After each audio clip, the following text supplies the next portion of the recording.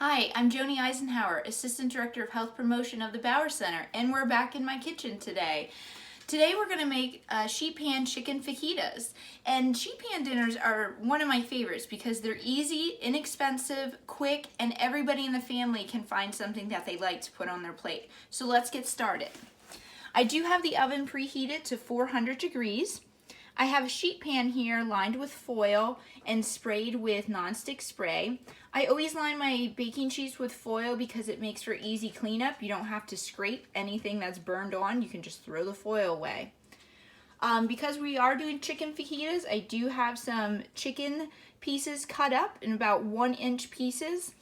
I am using already thinly sliced chicken breast cutlets. You could use chicken tenders. You could use full chicken breast, but you want to make sure that you're cutting them to 1 inch or less thickness so that they cook through in the amount of time that the vegetables will be done.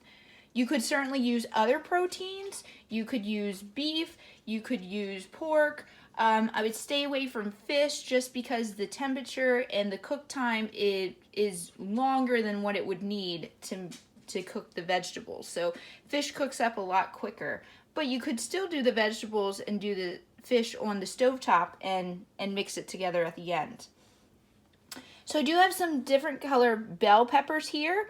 I cut them in strips, and one of the ways to cut a bell pepper is just to go, you find that it has like the 4 or 3 parts here, and it's really easy. You just cut down.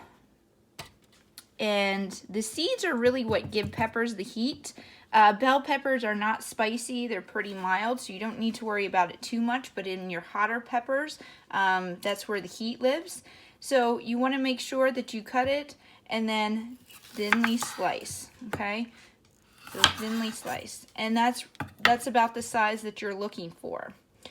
So once you get those on the pan, and I'm going to just show you and set this up for you here. I'm also going to put a red onion on here as well in strips. Once you get all your peppers on the pan, or vegetables, because this can be used multiple different ways. You could do chicken and broccoli. You could do whatever vegetables you like. If you don't like onions, you certainly don't have to do that.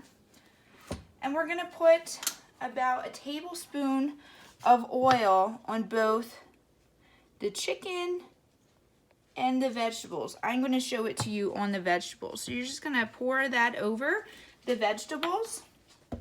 And I'm going to do a little mix of spices so it's close to a chicken fajita. So I'm just going to put some pepper on here. Paprika. Paprika gives a nice smoky flavor without being too overbearing and spicy. A little bit of onion powder.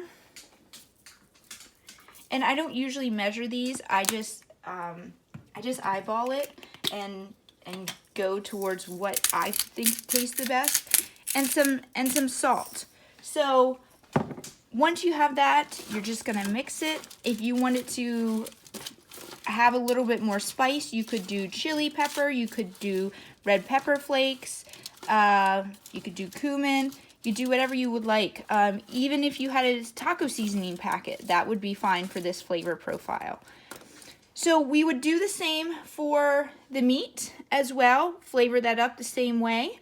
I'm going to finish cutting the rest of the vegetables and prepare them with the same spice, same herbs.